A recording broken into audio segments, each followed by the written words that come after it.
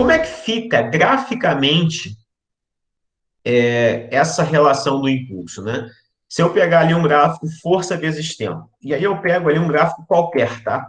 Uma curva qualquer, pode ser uma curva igual essa, pode ser uma linha reta, pode ser qualquer coisa, desde que o gráfico seja força vezes tempo. E aí eu pego ali um tempo inicial até um tempo final. Como é que eu calculo essa área? Essa área a gente não sabe calcular ainda, né? Mas vamos dizer que ele tivesse dado esse valor para a gente, ou que fosse uma área que a gente conseguisse calcular, se fosse a área de um quadrado, retângulo, triângulo, trapézio. A ideia é o seguinte: como força vezes tempo é o próprio impulso, então eu tenho essa propriedade no gráfico. O gráfico é força vezes tempo. E essa propriedade está associada ali tanto para valores constantes quanto para valores variáveis de força. De modo que a força vezes o tempo é o impulso.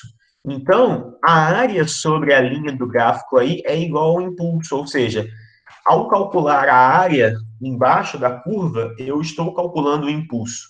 Então, se eu tiver um gráfico força vezes tempo, eu consigo calcular o impulso através da área. E aí, todas aquelas relações lá de área servem aqui. Se o gráfico for de uma força constante, então vamos dizer que de T1 até T2 aqui fosse uma linha reta. Então, eu calcularia essa área aqui, base vezes altura. Se de T1 até T2 fosse aqui um trapézio, então eu calcularia base maior mais base menor vezes altura dividido por 2.